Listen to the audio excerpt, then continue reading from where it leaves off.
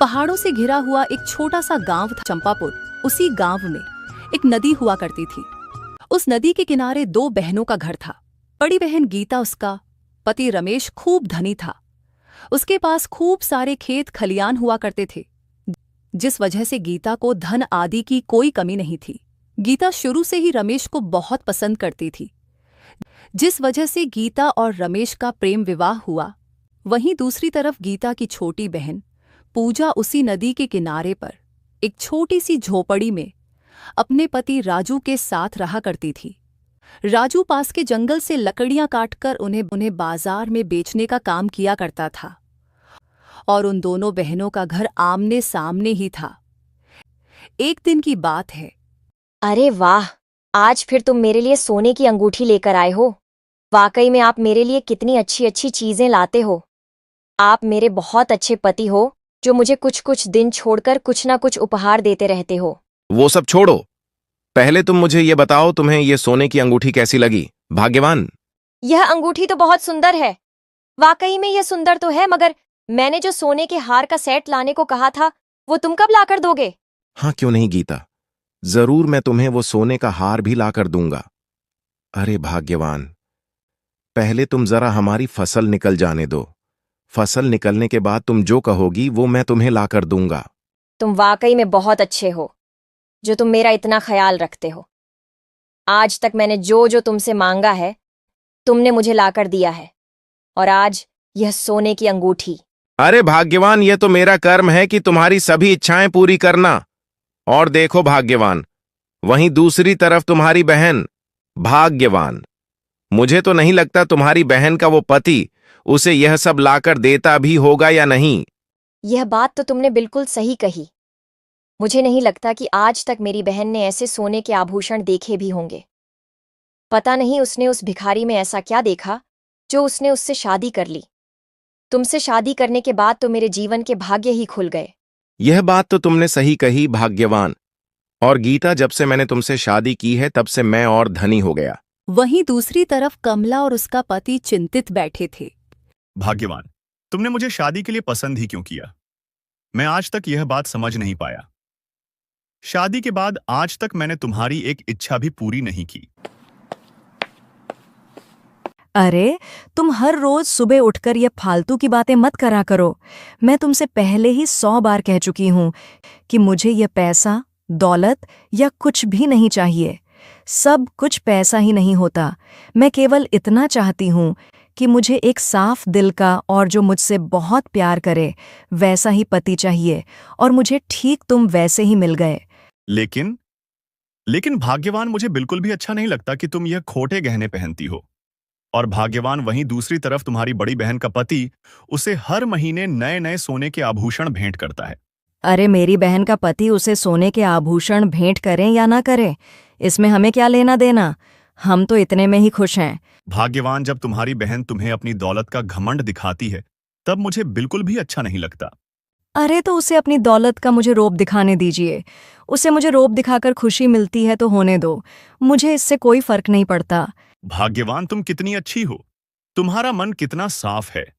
अब यह बात सब छोड़िए। घर में आज खाना पकाने के लिए बिल्कुल भी लकड़ियां नहीं हैं, तो तुम जल्दी से मुझे कुछ सूखी लकड़ियां लाकर दो जिससे मैं खाना बना सकूं। ठीक है भाग्यवान, मैं जंगल की ओर जाकर कुछ सूखी लकड़ियां काटकर आता हूं।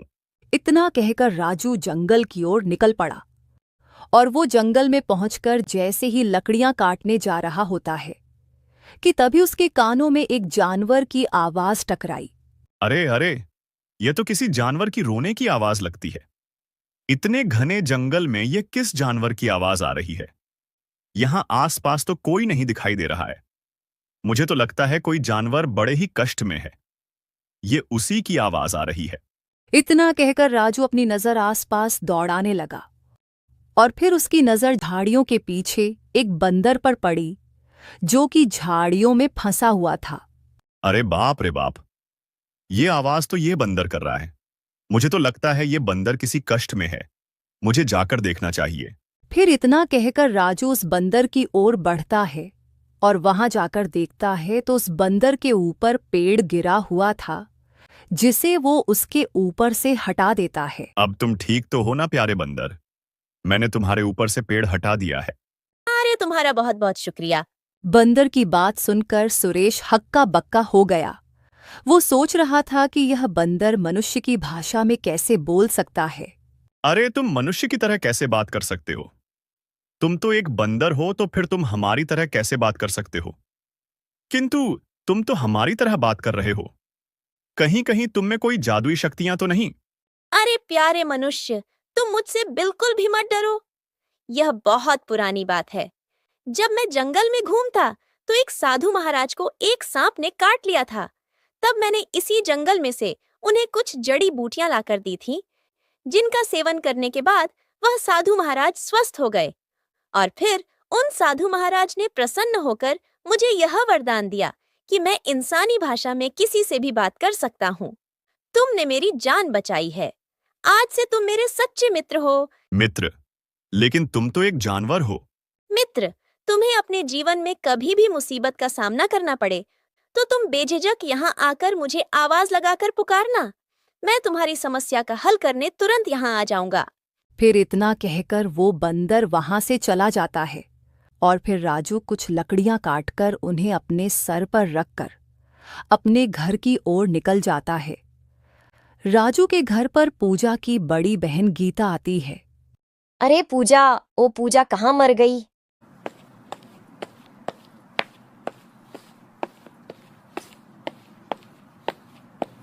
अरे दीदी, आज तुम्हारा हमारे घर की ओर आना कैसे हुआ और आप खड़ी क्यों हैं? आओ ना, बैठो।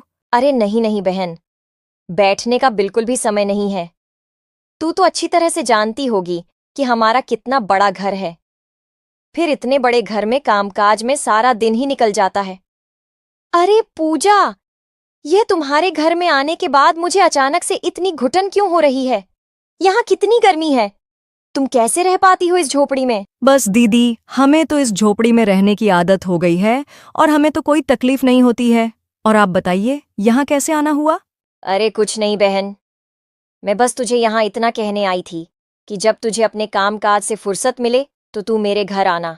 तुझे अपने गहने और कुछ नई साड़ियाँ दिखाऊंगी जो मुझे अभी मेरे पति ने लाकर दी है। ठीक है दीदी, मुझे जैसे ही काम से फुर्सत मिलेगी मैं तुम्हारे घर जरूर आऊंगी।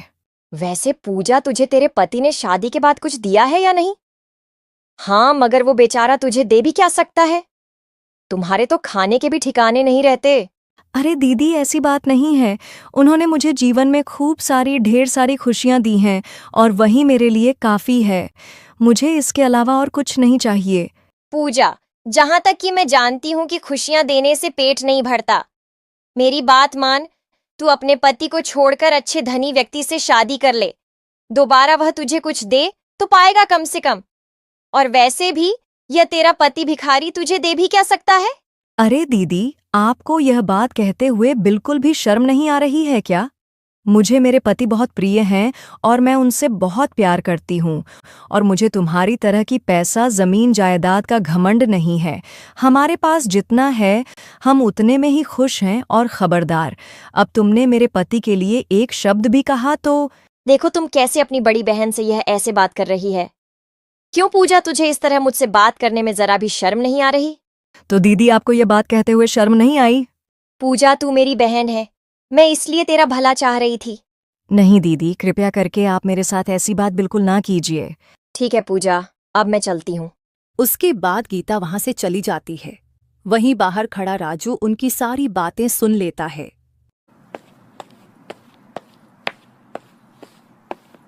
अरे, आप आ गए? भाग्यवान, अभी यहाँ तुम्हारी बहन क्यों आई थी? वो तो बस ऐसे ही बात करने आई थी। बोल रही थी कभी मेरे घर की तरफ आ जाया करो। भाग्यवान, बहाने बनाने की कोई जरूरत नहीं है। मैंने बाहर खड़े होकर तुम दोनों की सारी बातें सुन ली है। भाग्यवान, मुझे समझ नहीं आता तुम्हारी बहन को तुम्हें परेशान करने में क्या खुशी मिलती है। वो यहाँ बार बार आकर तुम्हें क्यों परेशान करती है? भाग्यवान, मुझे यह बिल्कुल पसंद नहीं है कि कोई तुम्हें परेशान करे। उसे मुझे परेशान करने में मजा आता है ना, तो उसे मुझे परेशान करने दीजिए ना। आप क्यों चिंता करते हैं? भाग्यवान, मैं बहुत मेहनत करूंगा। फिर तुम देखना, एक दिन मैं तुम्हारी सभी इच्छाएं पूरी करूंगा। तुम्हें जो चाहिए वो मैं तुम्हें ला कर दूंगा। अरे, मेरी कोई भी इच्छा नहीं है। मैं तो बड़ी ही खुश हूँ। मगर आपको लकड़ियां लेकर आने में आज इतना समय कैसे लग गया? बाकी दिनों तो तुम बहुत जल्दी लकड़ियां जंगल से काट कर ले आते थे। हाँ, अरे भाग्यवान, मैं वो जरा वृक्ष के नीचे आराम करने लगा तो मुझे समय का पता ही नहीं चला। ठीक है, अब मैं खाना तैयार करती हूँ। भाग्यवान, अब मैं मछलियां पकड़ने के लिए जा रहा हूं। मगर आज तो आपने सुबह से कुछ भी नहीं खाया है। रुको, पहले तुम कुछ खाओ, उसके बाद तुम जाना। अच्छा भाग्यवान, जब तुम्हारा खाना तैयार हो जाए तो तुम अपने घर के पीछे वाली नदी पर ले आना। मैं वहीं मछलियां पकड़ूंगा। फिर इतना कहकर राजू अपने घर के पीछे वाली नदी के किनारे बैठकर मछलियां पकड़ने लगता है। राजू को मछलियां पकड़ते हुए बहुत समय हो जाता है, मगर अभी तक उसके जाल में एक भी मछली नहीं आती है। अरे मैं कब से बैठकर मछलियां पकड़ रहा हूं, मगर आज तो एक भी मछली मेरे जाल में नहीं फंसी। भाग्यवान से तो खूब बड़ी बड़ी बातें कर ली। अगर ऐसा ही चलता रहा तो मैं भाग्यवान के सपने कैसे पूरे करूंगा। राजू कुछ कह रहा होता है कि तभी वहां पूजा आ जाती है। क्या हुआ जी? अपने आप से क्या बड़बड़ा रहे हो? कुछ नहीं भाग्यवान, सुबह से बस यूं ही खाली बैठा हूं। अभी तक एक मछली भी जाल में नहीं फंसी। बस इतनी सी बात। चाहे तुम कितने भी दुखी क्यों ना रह लो, मगर जब हमारे भाग्य में सुख होगा तभी हमें सुख मिलेगा। मनुष्य को केवल अपने कर्म पर विश्वास रखना चाहिए। उसे सदैव अच्छे कर्म करते रहना चाहिए। मगर भाग्यवान, मुझे तुम्हारे सपने भी तो पूरे करने हैं। अब ये सब बातें छोड़िए और पहले तुम खाना खा लो। फिर अगले दिन की सुबह अरे सुनते हो जी, आज घर में आटा, चावल, चीनी सब कुछ खत्म हो गया है। मुझे तो यही समझ नहीं आ रहा है कि आज हम क्या खाएंगे। ये क्या बोल रही हो भाग्यवान? आज घर में अन्न का एक दाना भी नहीं है। नहीं जी, आज घर में अन्न का एक भी दाना नहीं है और पिछले कुछ दिनों से अपने जाल में एक भी मछली नहीं आ रही है, जिस कारण घर में एक भी पैसा नहीं है। अरे भाग्यवान, तुम बिल्कुल चिंता मत करो, मैं गांव में कुछ काम ढूंढता हूं। फिर इतना कहकर राजू अपने घर से निकल जाता है और वह गांव में कुछ काम ढूंढने लगा, मगर उसे कहीं भी काम नहीं मिला और वह फिर जंगल में जाकर एक पेड़ के नीचे बैठ जाता है। आज सुबह से गांव में काम ढूंढ रहा हूं, मगर मुझे आज गांव में कुछ भी काम नहीं मिला। पता नहीं हमारे भाग्य में क्या लिखा है, जो हमें 2 समय का खाना भी ठीक समय पर नसीब नहीं हो रहा। मुझसे और अब मेरी पत्नी का दुख देखा नहीं जाता। वो बेचारी कितनी परेशान रहती है। राजू अपने आप से बात ही कर रहा होता है कि तभी उसे बंदर की आवाज सुनाई देती है और देखते ही देखते वहां वो बंदर आ जाता है, जिसकी सहायता कुछ दिन पहले राजू ने की थी। अरे क्या हुआ मित्र, आज तुम यह पेड़ के नीचे अपने आप से क्या बातें कर रहे हो? और मित्र, आज तुम्हारा यह मुंह उतरा उतरा क्यों लग रहा है? अरे मेरे मित्र, मेरा दुख तो बहुत बड़ा है। उसे तुम्हें बताने से मेरा कोई फायदा नहीं होगा। अरे मित्र, तुम अपनी समस्या मुझे बताकर तो देखो, काश मैं उस समस्या का हल कर सकूं। फिर राजू ने उस बंदर को अपनी सारी बातें बताई।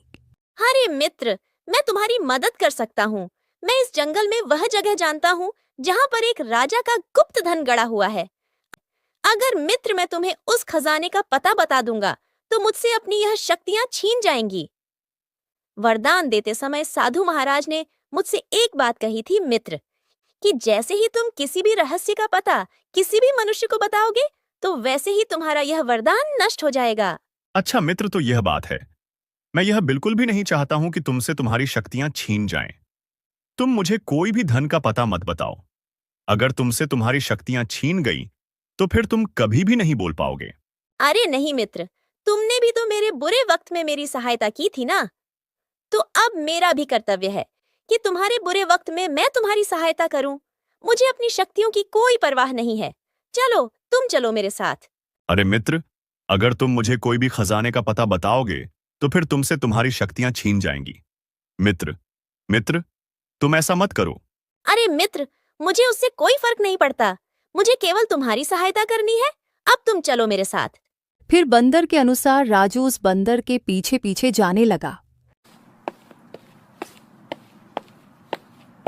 मित्र, अब तुम देरी किए बगैर इस जमीन पर खोदना शुरू करो।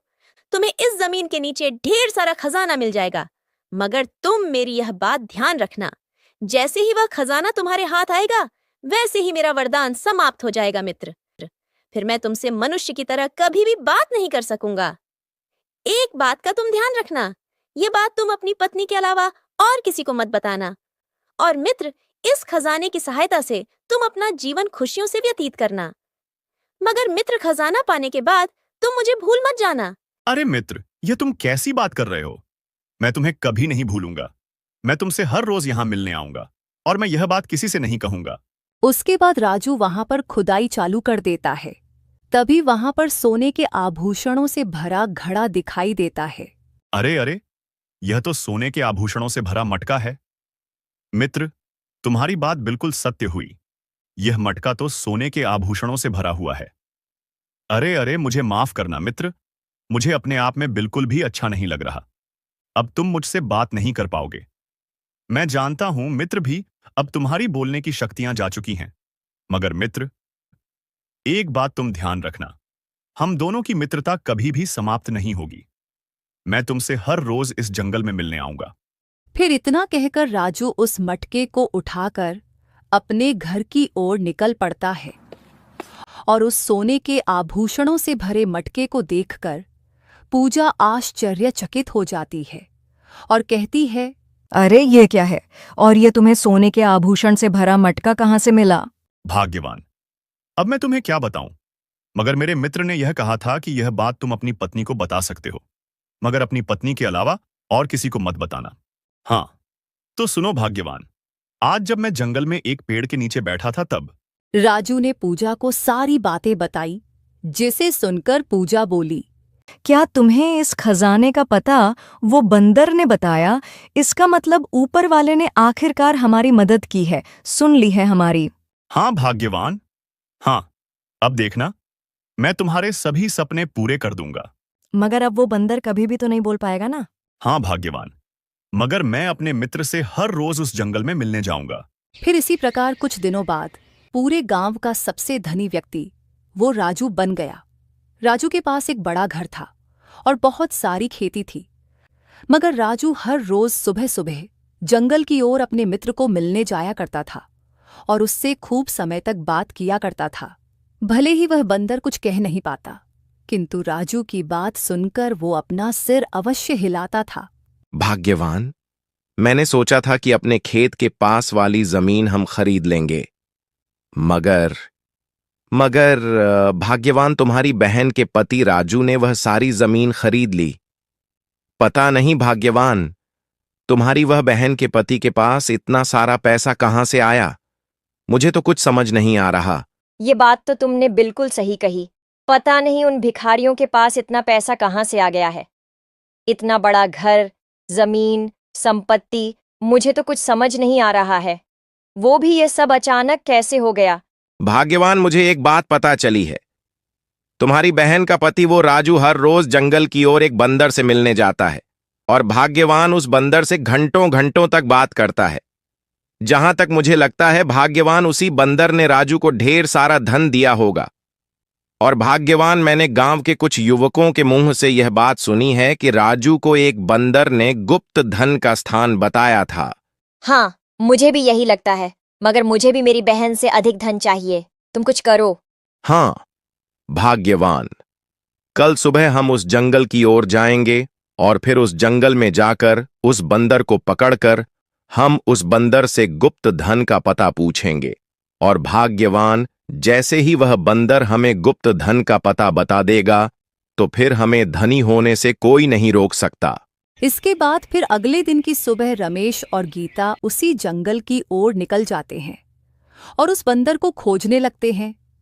और कुछ दूरी चलने के बाद उन्हें वहां वही बंदर नजर आता है। अरे भाग्यवान, मुझे तो लगता है ये वही बंदर है। हाँ, अब मुझे इसे जल्दी पकड़ना है, वरना ये यहाँ से भाग जाएगा।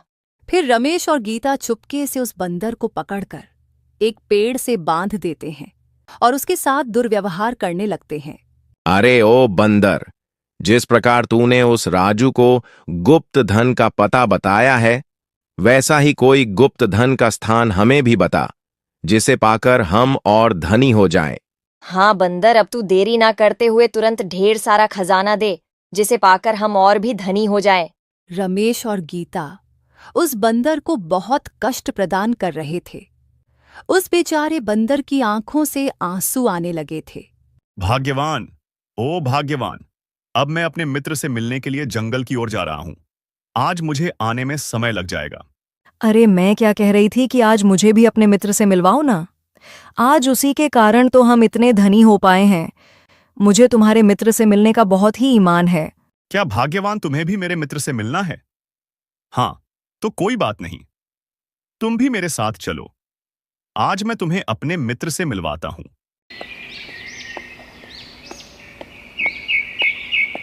लगता है तू ऐसे नहीं मानेगा। तुझे मेरी भाषा में ही समझाना पड़ेगा। रुक। फिर इतने ही बीच में गीता वहां से एक लकड़ी उठाती है और वह बंदर पर उस लकड़ी से वार करने लग जाती है, जिससे उस बंदर को बड़ा ही पीड़ा होना शुरू हो जाता है। तभी राजू और पूजा को कुछ दूर चलने के बाद उन्हें वही बंदर नजर आया जिसे रमेश और गीता खूब परेशान कर रहे होते हैं। और अपने मित्र बंदर की यह हालत देखकर राजू चौंक पड़ा और बंदर की आंखों से झरझर आंसू बहने लगे। अरे अरे, तुम दोनों यह बेचारे बेजुबान बंदर को क्यों कष्ट पहुंचा रहे हो? आखिर इस बेचारे ने तुम दोनों का क्या बिगाड़ा है? मुझे इसकी पीड़ा देखी नहीं जाती है। अच्छा जरा देखो तो इन दोनों दयालु को। चालाकी से इस बंदर से खजाना ले लिया और जब हमारी बारी आई तो हमसे यह कह रहे हैं कि इस बंदर को छोड़ दो। दीदी, आप बिल्कुल भी ठीक नहीं कह रही हैं। तुम्हें इस बेचारे बंदर को पीड़ा पहुंचाने से बिल्कुल भी शर्म नहीं आ रही है क्या? अरे दया करो, तुम्हारे अंदर दया नाम की चीज है या नहीं है? तुम अभी तुरंत ही इसी बंदर को जाने दो। नहीं नहीं, बिल्कुल नहीं। ये बंदर जब तक मैं इसको नहीं छोड़ूंगी, जब तक ये मुझे खजाना नहीं देता है। दीदी, आपको खजाना ही चाहिए ना? तो हमारे पास जितनी भी संपत्ति है वो सब संपत्ति तुम रख लो, मगर इस बेचारे बंदर को छोड़ दो। ये सब चल ही रहा था, अभी वहां पर साधु महाराज आ जाते हैं। अरे दुष्ट औरत और मनुष्य, तुम्हें इस बेजुबान को पीड़ा पहुंचाते हुए बिल्कुल भी शर्म नहीं आ रही। आखिर इस बेजुबान ने तुम्हारा क्या बिगाड़ा है? जाओ, मैं तुम दोनों को श्राप देता हूं कि अभी से तुम दोनों की आर्थिक स्थिति खराब हो जाएगी और तुम भूखे तड़प तड़प के मर जाओगे। जिस बंदर को तुम परेशान कर रहे हो, आज से कुछ सालों पहले इसी जंगल में इस बंदर ने मेरी जान बचाई थी।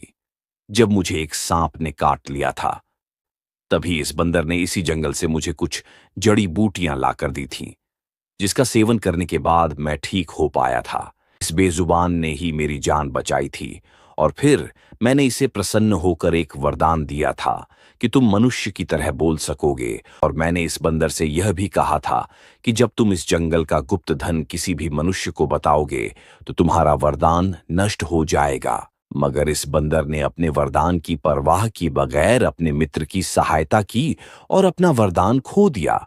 हमें माफ कर दीजिए साधु महाराज, हमसे बहुत बड़ी भूल हो गई है।